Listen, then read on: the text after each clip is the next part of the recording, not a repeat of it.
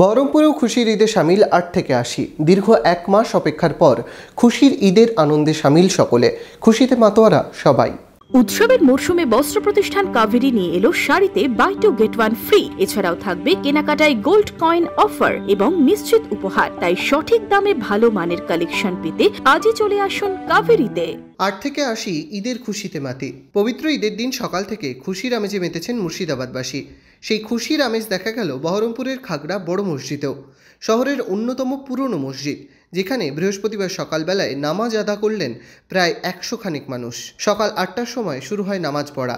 নামাজ শেষে ছোট থেকে বয়স্ক খুশির আলিঙ্গনে লিপ্ত হয়। অবশেষে দীর্ঘ এক মাস অপেক্ষার অবসান।